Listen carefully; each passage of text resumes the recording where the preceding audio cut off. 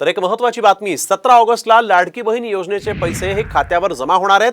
पुढचे 5 वर्ष ही योजना सुरू राहील असा दावा यावेळेस अजितदादा यांनी केलेला आहे।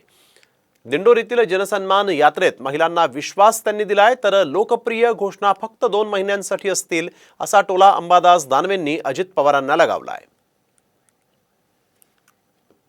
विरोधक आमच्यावर टीका करतात की म्हणे हे चुनावी जुमला आहे, हे तात्पुरतं आहे।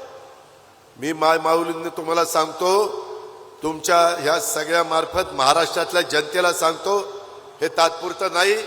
महायुतीचं सरकार पुन्हा त्या ठिकाणी आणण्याच्या करता तुम्ही आम्हाला पाठबळ द्या, आशीर्वाद द्या, तुम्ही आम्हाला सहकार्य करा। कायम पुढे 5 वर्ष तुमची योजना चालेल, हा अजितदादाचा वाद आहे।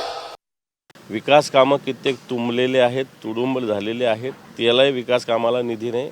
असं असताना लोकप्रिय घोषणा मला वाटतं महिना 2 महिन्यासाठी सरकार सुरू करू पाहतंय, हे तर मला असं वाटतं महाराष्ट्राच्या जनतेला कळतं।